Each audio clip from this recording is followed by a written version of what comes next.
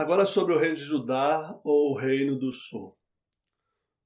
Sob o reinado de Roboão, pouca coisa de interesse pode ser dita, a não ser as lutas contra Jeroboão, além da fortificação de diversas cidades em todo o reino de Judá. Seu sucessor, Abias, reinou apenas 3 anos e dele se diz que andou em todos os pecados de seu pai. Primeiro livro dos Reis, 15:3.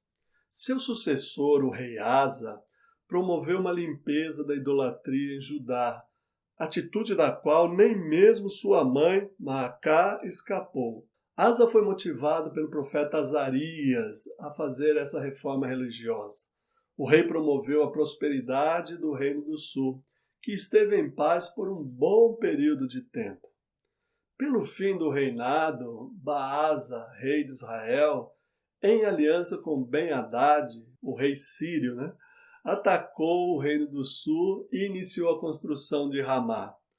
Asa mandou tesouros para o rei da Síria e com isso Ben-Hadad rompeu a aliança com Baasa, o rei de Israel.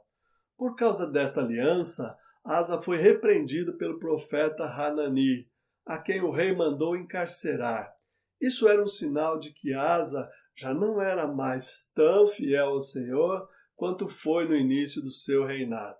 Seu sucessor Josafá inicia uma nova etapa de entendimento com o reino do norte. Promove em Judá uma campanha de reforma religiosa quase ao mesmo tempo daquela que estava acontecendo em Israel. Após a morte de Jorão, seu filho, Atalia, filha de Acabe e Jezabel, se tornou rainha. Atalia era fenícia e introduziu em Judá o culto a Baal, para quem construiu um templo. Esse templo foi destruído logo após ela ter sido derrubada do trono por uma revolta armada por sacerdotes com o apoio do exército e o povo da terra. O sumo sacerdote Jonadab proclama rei a Joás, sucessor legítimo da linhagem de Davi. Sob Osias, o reino do sul viveu um período de prosperidade devido à paz com o reino do norte, a fraqueza de Damasco e da Assíria. Como aconteceu no reino do norte, a situação de riqueza se fez às custas de uma situação social tão opressiva que levou o profeta Isaías a denunciar a opressão dos mais fracos. Acaz, na chamada Guerra Sírio-Efraimita, pediu socorro aos assírios, o que custou a Judá a se submeter ao domínio assírio. O próximo rei é Ezequias, filho de Acaz. Ele assume o trono sob o impacto da destruição do reino do norte. Este fato, a destruição do reino do norte, foi interpretada pelos judaítas como um castigo de Deus por terem abandonado o Senhor. Assim, Ezequias empreendeu uma reforma religiosa contra o sincretismo religioso, a idolatria e pelo restabelecimento do culto ao Senhor no templo e a centralização de todos os serviços culticos em Jerusalém, destruindo o que é chamado na Bíblia de altos, ou lugares de adoração espalhados pelo reino. Entre os feitos de Ezequias, destacam-se o canal subterrâneo, que trouxe água para Jerusalém, para a piscina de Siloé, segundo o livro dos Reis 20:20, a construção do muro que cercou a colina ocidental de Jerusalém. Isso custou a demolição de casas. Leia Isaías 22:10. Também contaram as casas de Jerusalém e derrubaram algumas delas para reforçar a muralha. Além disso, Ezequias edificou uma torre de 4 metros de largura que foi destruída mais tarde por Nabucodonosor. Judá estava submetida aos assírios e Ezequias buscou o apoio do Egito e da Babilônia para recuperar a independência do reino.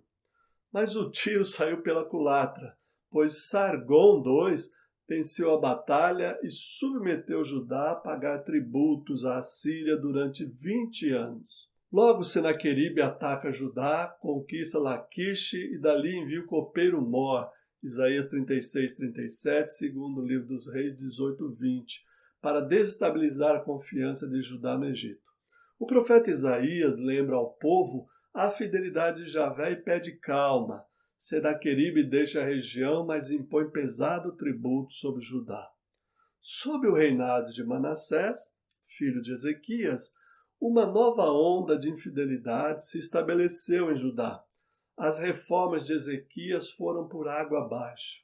No campo político, Manassés permaneceu tributário de Azaradom, que era o rei assírio da época, assim como seu filho sucessor Amon.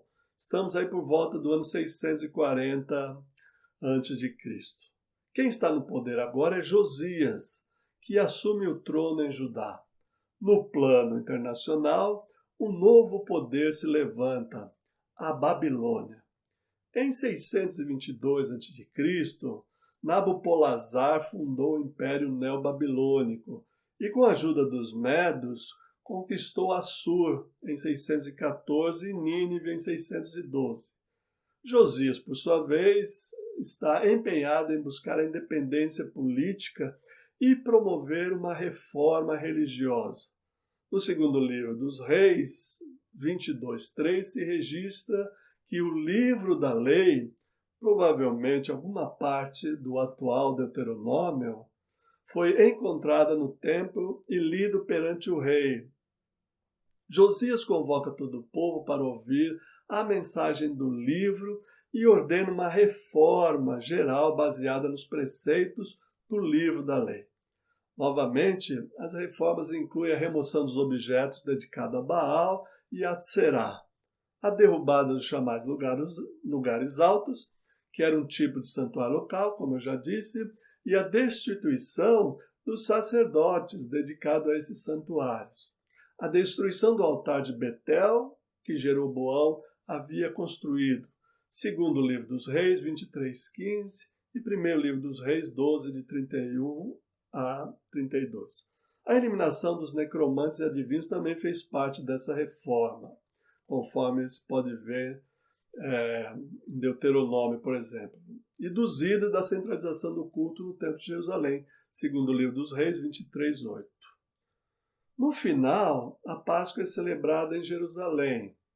E no cenário internacional, Nabucodonosor, rei da Babilônia, investe contra a Síria, a Palestina e o Egito consegue impedir momentaneamente. Mas em 598 a.C., Nabucodonosor realiza o primeiro cerco a Jerusalém, que está dividida entre os partidários da rendição, tendo Jeremias, o profeta, como seu porta-voz, e os partidários do enfrentamento, aliados com o Egito. Depois de um cerco de 2 anos, acontece a primeira deportação de judaítas para a Babilônia. Além dos tesouros, é claro, são levados também artesãos, políticos e sacerdotes, a elite. O rei Joaquim é feito prisioneiro e em seu lugar é colocado Sedecias. Uma segunda deportação ocorre uma década depois. Sedecias conta com o apoio egípcio para conspirar contra a Babilônia. Isso leva ao cerco da cidade no ano 588 a.C.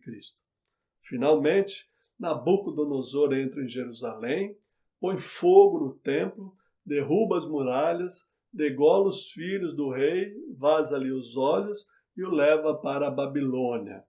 Uma parte da população vai para o exílio e outra permanece nas zonas rurais de Judá e nas ruínas de Jerusalém.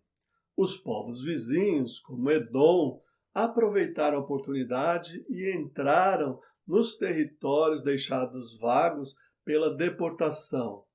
Godolias assume o governo em Judá, que agora é província sujeita ao governo da Babilônia.